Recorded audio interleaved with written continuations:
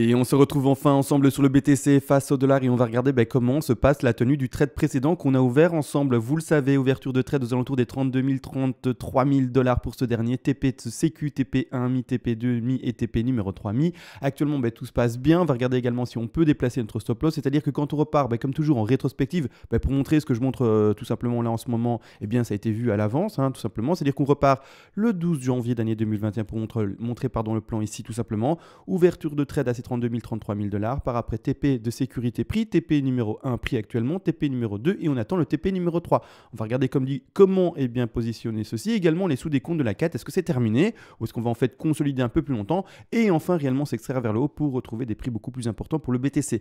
Tout ça sera bien entendu vu durant cette vidéo-ci, mais juste après comme toujours et ça ne changera pas la petite intro. Et on se retrouve enfin sur le BTC face au dollar et premièrement il y a eu l'intro mais également comme toujours il y a les remerciements par rapport aux personnes qui font des donations parce que oui vous le savez c'est très chronophage de faire ces vidéos aussi et merci à ceux qui soutiennent cela, également à ceux qui soutiennent finalement la pédagogie partagée qui se disent oui il fait du bon boulot et j'apprends des choses donc j'ai envie de lui envoyer finalement un petit pourboire, merci à vous tous bien entendu. Et également c'est à dire que vis-à-vis des donations ça fonctionne par palier et vers les premiers paliers de donation je le rappelle également je vous envoie en contrepartie toutes les règles d'Elliott écrites en français. Je rappelle j'ai écrit ce PDF de manière très concise pour que vous ayez vraiment l'essentiel appris et transmis et non pas 400 pages en 12 volumes pour faire semblant et faire du volume comme dit pour faire du feu. Non, l'objectif ici c'est vraiment de transmettre la connaissance et uniquement la connaissance pour que vous soyez le plus rapidement par après autonome avec le PDF et également l'appui supplémentaire des explications en vidéo. Maintenant tout a été dit, merci à toutes ces personnes qui font finalement ce petit pourboire, ce petit remerciement et on agrandit enfin l'écran.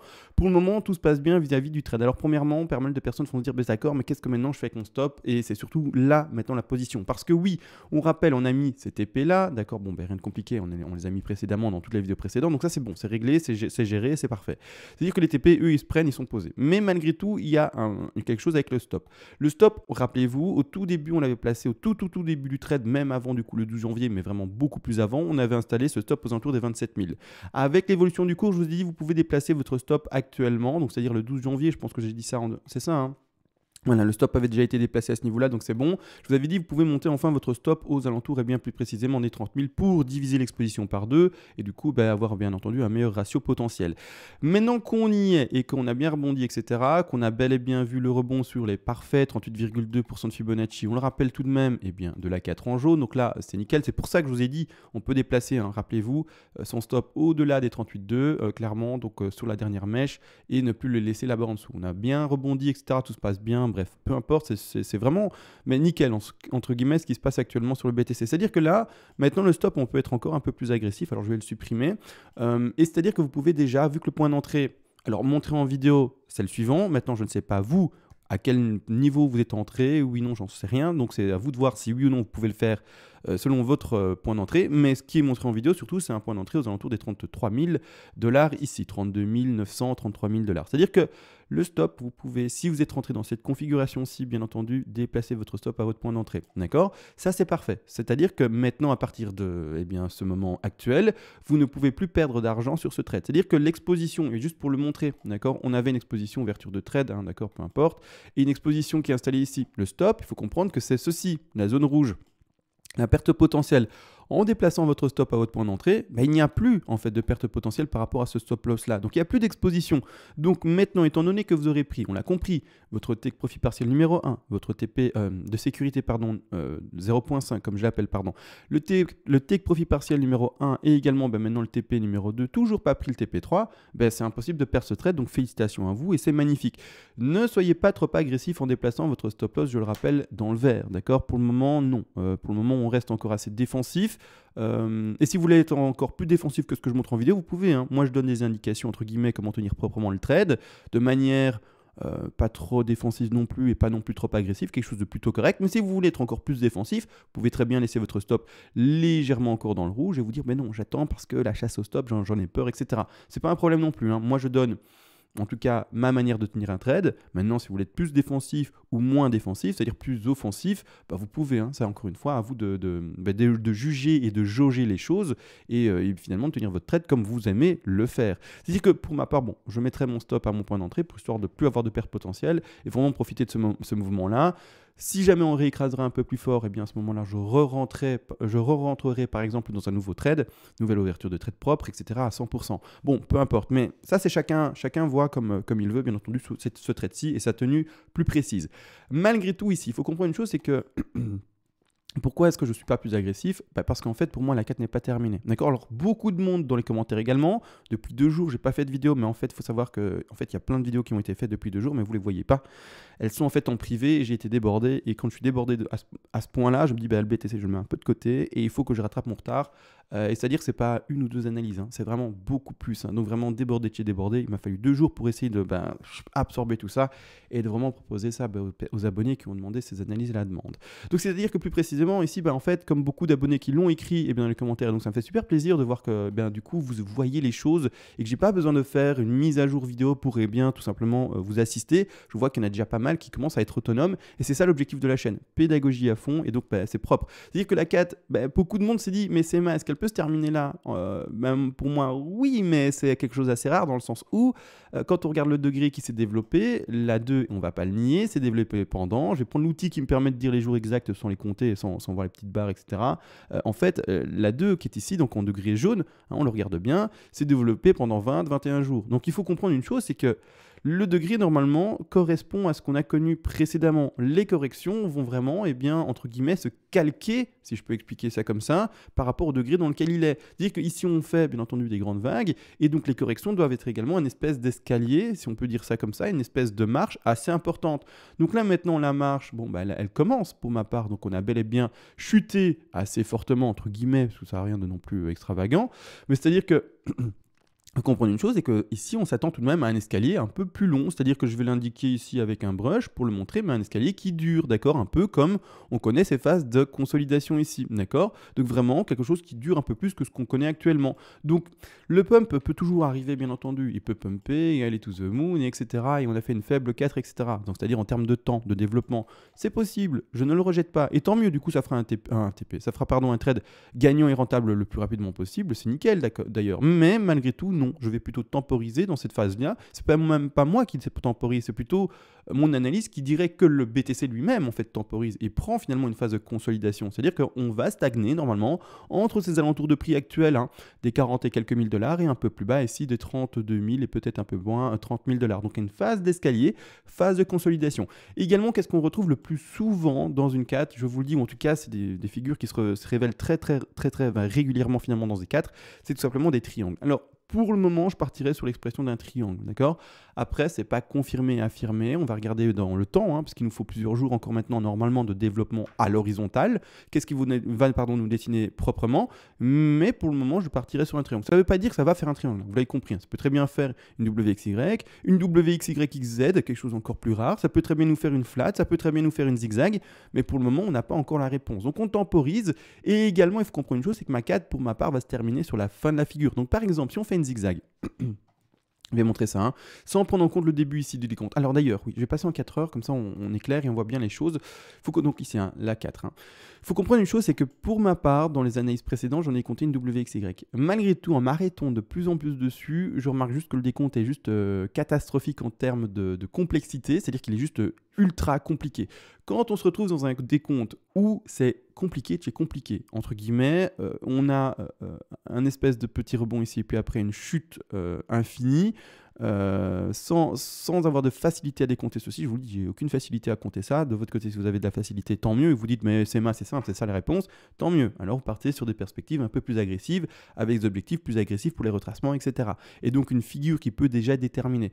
Pour le moment, moi je vous le dis, et je ne sais pas si vous êtes dans le même cas, mais la chute ici, j'ai du mal à la déterminer proprement. Alors, c'est-à-dire que je vais prendre toutes les hypothèses possibles. Maintenant, il y en a qui vont être annulées vis-à-vis de ce que fait le BTC et d'autres qui vont être acceptées. Qu'est-ce qui est intéressant dans l'explication que je fais maintenant, actuellement, c'est qu'on ne va pas s'arrêter sur les décomptes entre guillemets des sous-vagues, mais on va s'arrêter sur les Fibos. D'accord? C'est-à-dire qu'on va travailler le Fibonacci, bien entendu, au-delà de ce que l'on peut décompter. C'est-à-dire que comme on prend toutes les hypothèses possibles, on va regarder potentiellement, est-ce que actuellement c'est possible que ça soit une flat? D'accord? Donc on va regarder. Rien de compliqué là-dessus, hein. C'est-à-dire que tous les objectifs, de toute façon, hein, que ça soit de Y ou de C, seront également 61,8, 100, 123, 161,8. Donc ça, c'est pas compliqué en fait. Pour s'appuyer, pour aider finalement le décompte, on va regarder les Fibos, d'accord? Même si ici, dans cette portion-ci, on a du mal à faire le décompte et déterminer la vague baissière. D'accord? Donc j'essaye de me faire comprendre. C'est-à-dire que là maintenant, ce qu'on va faire du coup, est-ce que c'est une flat? C'est la grande question qu'on se pose.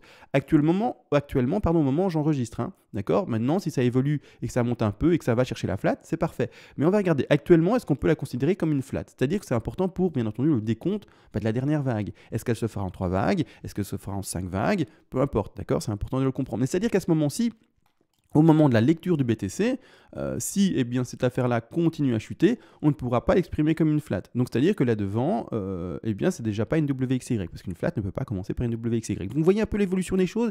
C'est-à-dire qu'actuellement, si on ne repumpe pas et qu'on ne va pas chercher en fait les 90, voire peut-être plus, 123, 127 pour faire une flat, par exemple, qui sait, en étendu ou en running, mais c'est-à-dire qu'à ce moment-ci, pour le moment en lecture, eh bien, je ne pars pas en flat. C'est-à-dire que si maintenant ça devait, en fait, entre guillemets, cracher, si on peut utiliser ce terme-là, c'est-à-dire chuter, d'accord? On va favoriser, par exemple, étant donné que la flat n'est pas possible, une zigzag, d'accord? Oui, une zigzag, parce que je vous le dis, le décompte est compliqué, donc je prends toutes les hypothèses possibles, donc tous les objectifs, mais ils ne vont pas changer. Les objectifs d'une zigzag pour la C, c'est les mêmes que les objectifs d'une Y pour, et bien simplement, pour une WXY, donc c'est pas un problème, entre guillemets, pour trouver les points d'achat.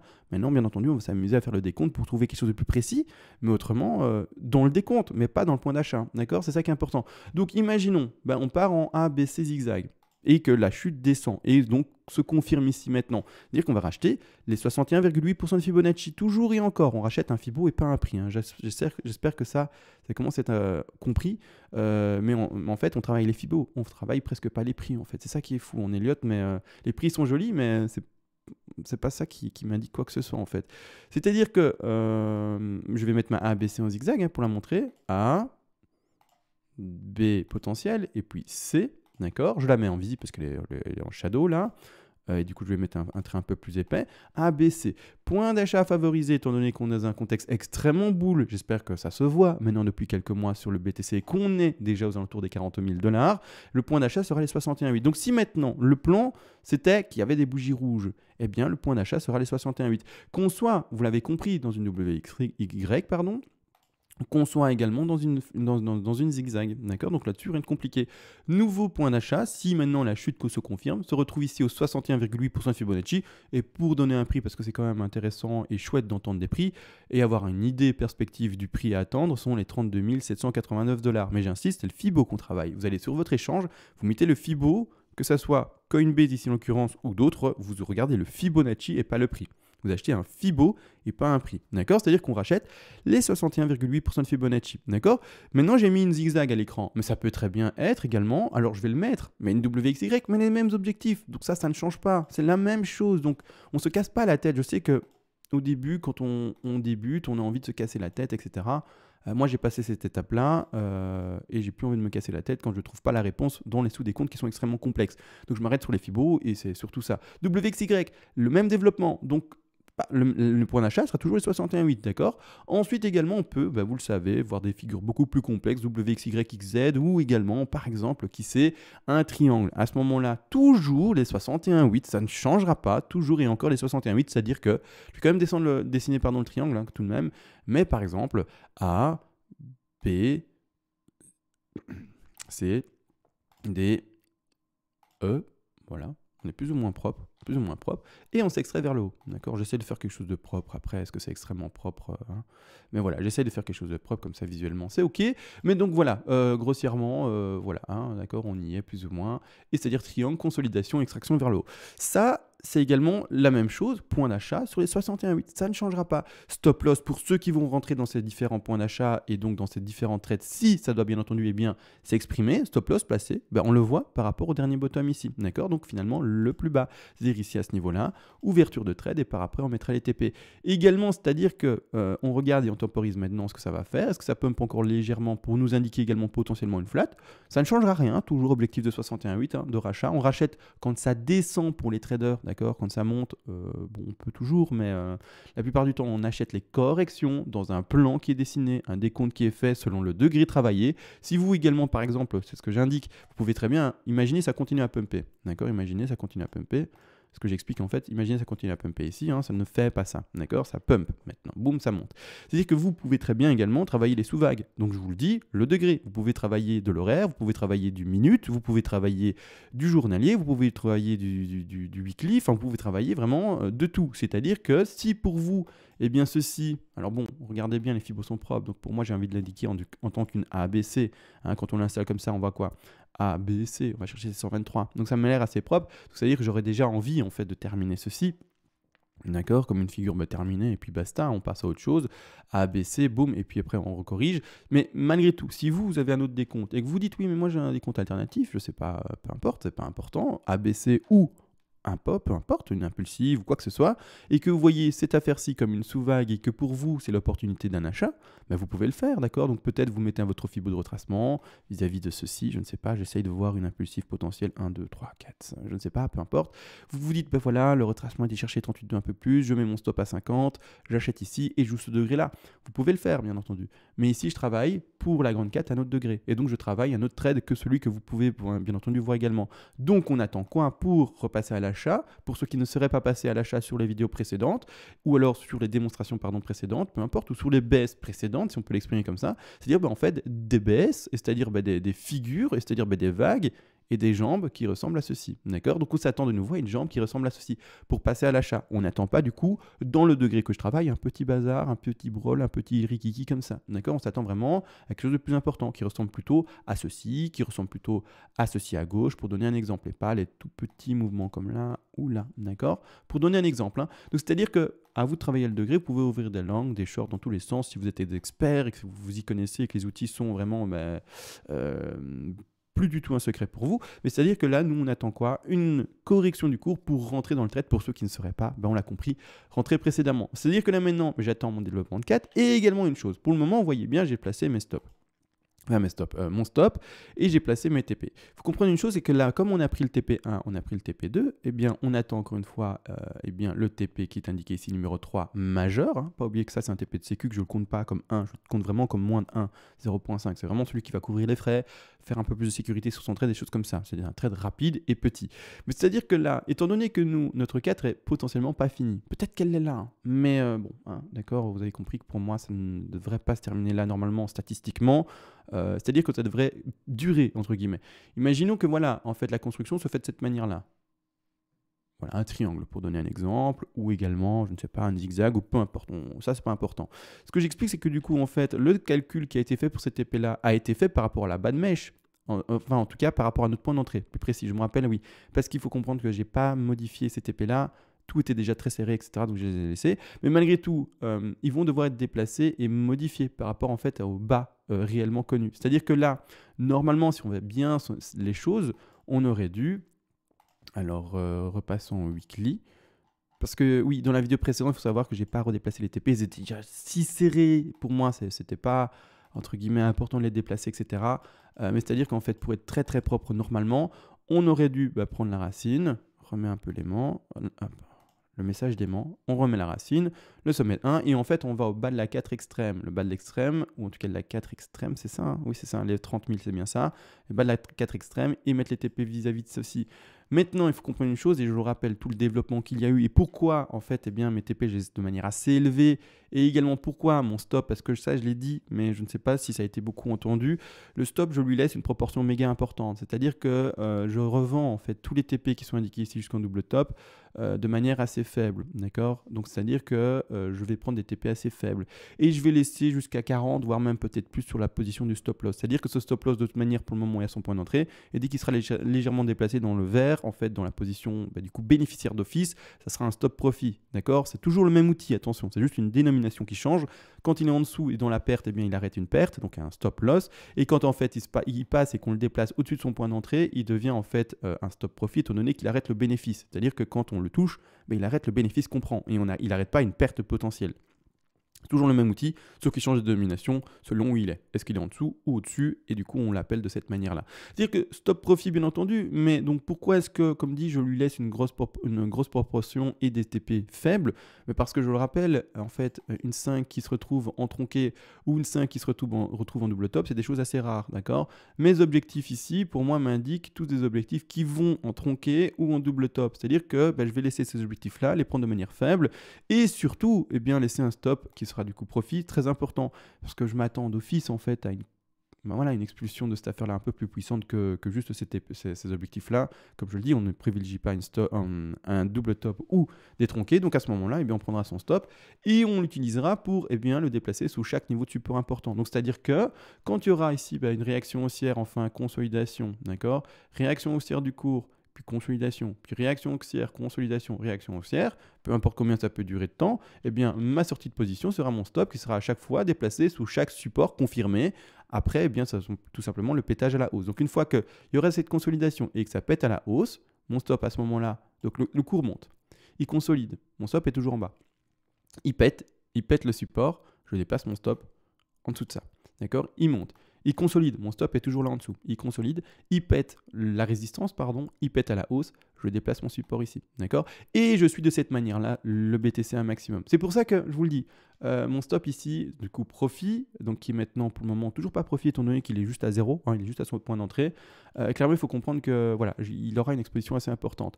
J'ai également du coup pas déplacé les TP exactement, comme expliqué en fait, par rapport au réel bas, d'accord, des 30 000. Parce que nous, on se rappelle, on a ouvert en fait le trade avant le 12 janvier. Là, je montre un plan du 12 janvier parce qu'on a un décompte beaucoup plus propre, mais autrement, on était quand même déjà passé à l'achat avant, donc dans les jours précédents. Donc le plan que vous voyez ici, c'est un plan entre guillemets plus vieux. C'est-à-dire que c'est pour ça qu'on n'a d'ailleurs pas acheté pile poil les 23,6 ou les 38,2, d'accord, tout simplement. Mais malgré tout, si on avait dû replacer correctement par rapport à ce qu'on connaît réellement, et ça a été dit dans les commentaires, c'est pour ça que j'insiste un peu dessus, et pour montrer ce travail-là, les TP, vous voyez, ils sont décalés en fait par rapport au réel bas de mèche de 4, d'accord, potentiel. C'est-à-dire que là, on voit bien, les 261,8, ils sont là, d'accord, ils ont déjà été touchés d'ailleurs. Donc, c'est-à-dire qu'on aurait déjà pris ces 3 TP majeurs sans même voir un double top. Bon, ils sont déjà tous si serrés, donc je les laisse. De toute manière, le dernier TP qui est là, d'ailleurs, si on tient le plan que j'ai montré avec tout le développement que j'ai eu, n'a toujours pas été pris. Et comme dit, il va être déplacé. D'accord, il va être déplacé. Comme dit, tout ce développement-là, pour dire ça, c'est assez long. Mais bon, c'est pas grave, mais il va être déplacé. C'est-à-dire qu'en fait, celui-ci, il va normalement être déplacé vers le haut. Étant donné qu'on va finir notre 4, soit à notre point d'entrée, en fait. Donc là, il faudra le laisser, malheureusement. Ou alors, eh bien, la 4 va faire quelque chose de tronqué, quelque chose de plus faible, etc. et terminer plus tard. Et à ce moment-là, on verra des perspectives haussières plus grandes. Maintenant, n'empêche, on n'y est pas, on attend le développement. Le point d'achat nouveau a été montré ici aux alentours des 32 790 $. Attention si la baisse se confirme bien, s'il y a bel et bien consolidation. Et donc voilà. Là maintenant, tout a été réellement dit, j'étais très complet. J'espère que c'était pas trop long, mais comme dit, je préfère être trop long et avoir tout dit que plutôt faire des trucs tout court et finalement ne rien avoir dit. D'accord? Au moins, je sais que j'ai tout dit, que tout le message a été transmis et que quelqu'un qui n'a pas écouté complet, en tout cas quelqu'un qui a écouté au complet, n'a plus de questions possibles. J'ai répondu à toutes les questions possibles. Il me semble. Maintenant, si jamais une question, vous pouvez toujours le poser, mais j'essaye toujours d'être le plus complet. D'accord? C'est-à-dire que quelqu'un qui a une question et qui la pose dans les commentaires et qui n'a pas écouté toute la vidéo, je n'y réponds pas en fait. Je me dis, il n'a pas pris la peine de tout écouter. Moi, ça me prend 30 minutes de faire toute la vidéo. Ça me prend c'est fou, mais ça me prend dans toutes les vidéos un effort de réellement tout répéter, etc. Intellectuellement, je vous le dis. C'est difficile de chaque fois répéter, mais c'est important, c'est le message principal. Et je veux que quelqu'un qui ait écouté la vidéo s'en sorte avec tout et pas juste quelques éléments. D'accord? C'est très très important. Donc là maintenant, tout a été dit, pédagogie donnée, etc. Trade montré, trade gagnant, donc propre. C'est ce que je disais également. Quand on est dans un bull run, arrêtez de shorter le marché. C'est fini d'essayer de shorter un marché, sauf si vous êtes très bon, etc. Je ne parle pas aux scalpers, etc. et aux swing traders en intraday. Je parle vraiment aux personnes qui font du trade sur du plus long terme. Plusieurs jours, plusieurs semaines de tenue de trade. Vous, en tout cas comme moi par exemple, clairement je ne vais pas m'amuser à shorter un marché pareil. Il y a eu des bougies rouges, tout le monde revoyait je ne sais pas quel prix baissier. Pour le moment, tout se passe bien dans notre trade qui est ouvert en long, comme je le dis. Donc voilà, nous on tient les langues et puis c'est tout. Et puis c'est tout. Si ça devait écraser, on sait sortir de notre langue et on rechoppe de nouveau un plus bas et on rechoppe les rebonds, c'est pas un problème. Mais voilà, je le réinsiste et je le remontre. Mais quand on remonte, quand on repart sur un marché qui est haussier, allez shorter ça quoi.